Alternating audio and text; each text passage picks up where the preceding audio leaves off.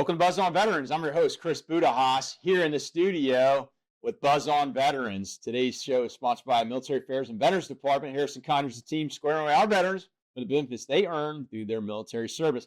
Talking about that, veterans, got April Ethridge here with basically she's getting ready to run for city council at large with Group 4. So, April, how are you? I am great, very excited, very busy. I imagine you are. Yeah. Happy to be here. No, let's talk before we get into running for city council. A little bit of background on you. Originally from where, and what did you do in the military? I am from Jacksonville, Florida, born and raised, proud of it, and I was a chaplain's assistant in the Army. Yeah, how was that experience?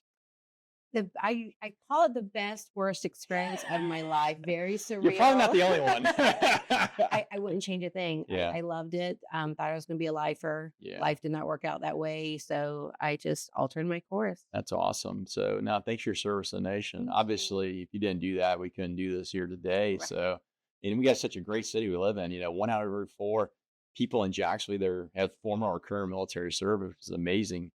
And you got out, you got in the financial space. But we're really here to talk about you're making yours pivot in the politics. Why? Why do you want to do that to yourself? Oh my gosh. I never thought that I would. Yeah. I never thought that I would be here. I don't see myself as a politician, Yeah. even though I'm running. I love my town. Yeah. I think that it can be safer, smarter, stronger. I'm not seeing that happening. It's making the right moves. It's just not going fast enough for Yeah. some of us. And so I want to make a difference. I want to help my town be better. That's awesome.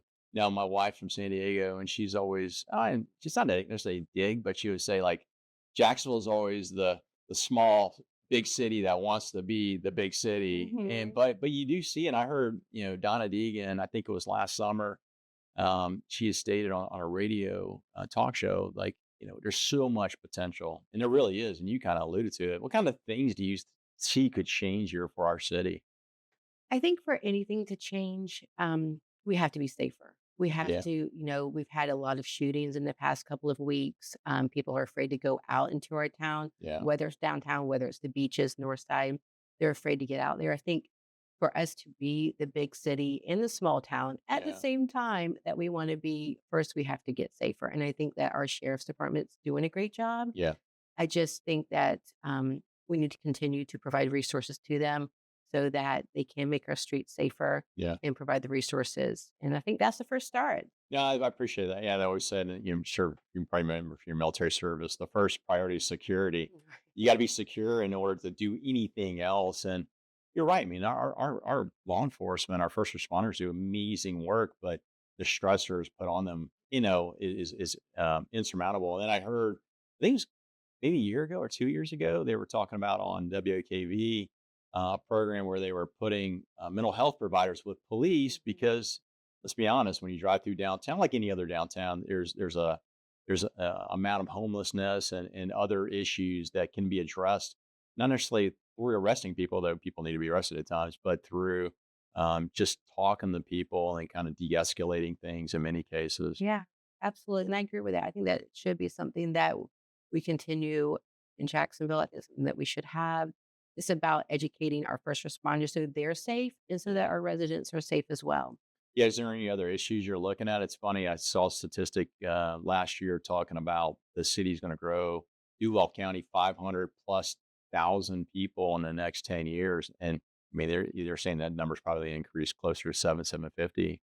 Taking the words right out of my mouth. Yeah. I mean, Jacksonville is a great town. Why wouldn't people want to move here? Yeah. But I think it needs to be done in a way that's smart, Yeah. that protects our green spaces, that protects our infrastructure. It needs to be done smart. It needs to make sure that when we're putting up multifamily housing, that we have the road infrastructure, that we have the resources, that we have the schools.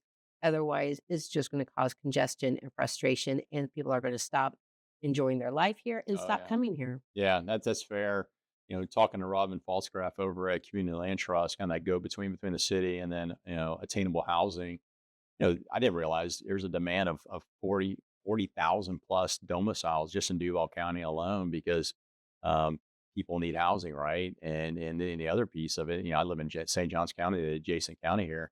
The amount of, we were kind of laughing, define attainable housing in St. Johns County. Like, what does that really mean? And like I told her, I saw it was on a cable news station. They were doing like open mic night at St. Johns County School Board, and it was the administrators and the teachers were talking like, I can't afford to live in St. Johns County because teachers' pay is not that much. So yeah, we definitely want to price ourselves out of having a place where people want to come and live. Right. It needs to be done smart.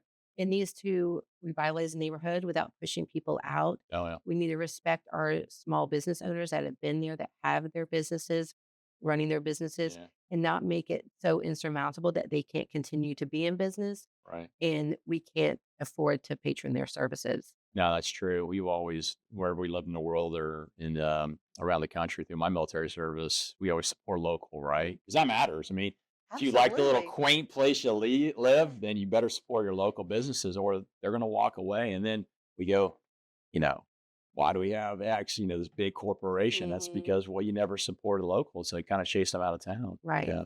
Yeah. And we had some, we had these like little centers of excellence, I would call them. Like you think about, an example, not the example, but an example is like, Avondale or Riverside, where you can go shop, eat, see things, San Marco right down the road. So we can kind of continue that. I think that's a great move. And then the movement on the creation of the Emerald Trail goes Mhm. back to your point on the green spaces. Because you're right, we can overbuild. And I'm seeing that quite a bit on the adjacent counties. Like who bought what and why are all the trees coming down? Yeah. Right. And I think we're in danger of that in Jacksonville too. Yeah. I can remember a time, even as a teenager, I'm driving down University Boulevard. I'm like, there's this little patch of grass and they put 5 houses on it. Yeah. Mhm. So I think we need to do it. We need to do it in a way that's affordable. We need affordable housing here in a way that protects what's already here. So for those prospective voters out there, what's your value proposition? Why should we vote for April other than just an awesome person? Well, I am an awesome person. So I am a Jacksonville native. I'm an Army veteran. Yeah. I have a strong financial business background. And I Yeah. think that Jacksonville deserves safer streets, stronger families, and smarter growth. I love that. I mean, those are 3 pillars, I would say, of a foundation to grow this opportunity up as not just as individual families, but also as a community at large. So, well, April, thank you for your service to the nation. Thank How do you. people find you?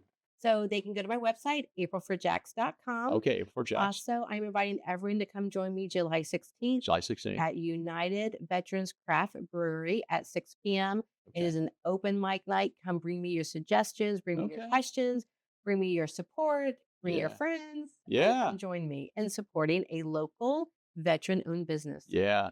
I've met and I've interviewed Ron Gamble over That's there. I mean, awesome. you're right. That is a great, number one, great place to do it at. And then Mm. two, a great, local brewery that does amazing stuff for our community and our veterans. Yeah. So, Absolutely. well, thank you for coming on the set. We're going Thanks to take for all that having me. contact information. We're going to Yes. put it in our show notes and encourage folks to, number one, go out to United Veterans Brewery on the 16th. And then Yes. also to take a look at your website and then connect with both of you and I on LinkedIn. Sounds good. Thank Well, you so awesome. much. Hey, folks, we'll see you in our next episode and live with gratitude.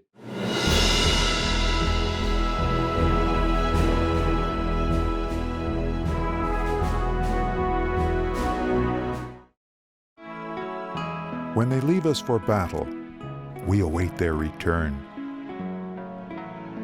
When their embrace is gone, we imagine them with us. Some don't come back. We grieve. Some come back hurting. We help. Heroes survive. We honor them. Heroes fall. We remember them. 150,000 veterans live in Jacksonville. We serve them.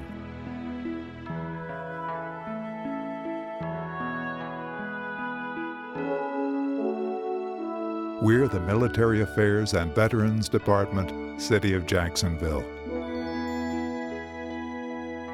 Because of them, our light never dims.